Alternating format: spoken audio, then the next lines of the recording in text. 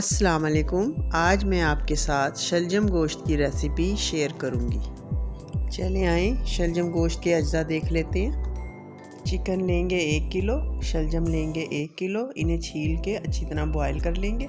प्याज लेंगे 3 अदद, ऑयल लेंगे 6 खाने के चम्मच, लहसुन लेंगे 4-5 जवे, लहसुन अदरक का पेस्ट लेंगे 2 खाने के चम्मच, हरी मिर्चें लेंगे 4 से 5 अदद, हरा धनिया लेंगे 2 खाने के बड़े चम्मच, टमाटर लेंगे 1 बड़े साइज़ का, पिसी मिर्च लेंगे 1.5 खाने का चम्मच, हल्दी लेंगे आधा चाय का चम्मच, नमक लेंगे 1 खाने का चम्मच। चलें अब शलजम गोश्त पकाना शुरू करते हैं। एक कढ़ाई लेंगे, उसमें ऑयल डाल देंगे, चॉप किए हुए लहसुन के जवे शामिल कर देंगे।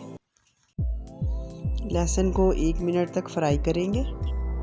अब इसमें चिकन शामिल कर देंगे और इसको इतनी देर तक पकाएंगे कि इसका कलर चेंज हो जाए और ये अच्छी तरह फ्राई हो जाए।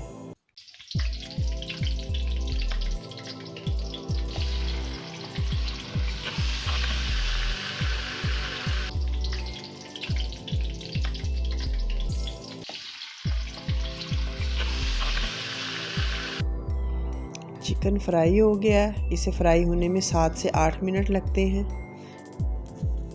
चिकन फ्राई होने के बाद इसमें टमाटर शामिल कर देंगे, इसमें हल्दी डाल देंगे,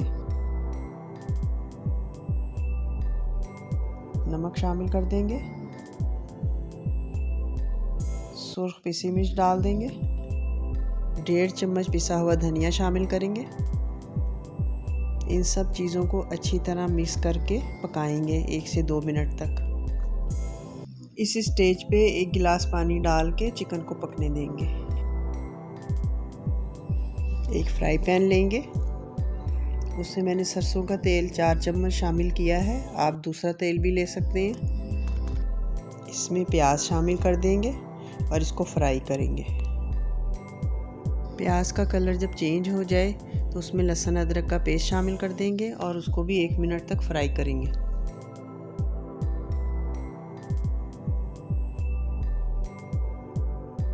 प्याज और लहसुन अदरक का पेस्ट जो फ्राई किया था, इसको हम गोश्त में शामिल कर देंगे।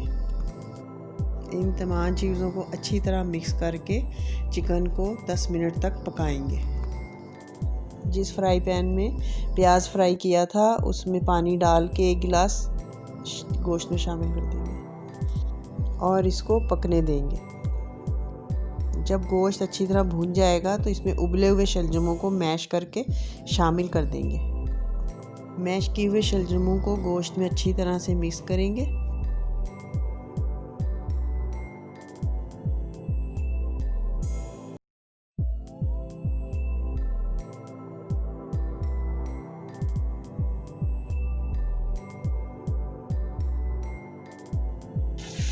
हरी मिर्चें और हरा धनिया शामिल करके अच्छी तरह इसको मिक्स कर लेंगे।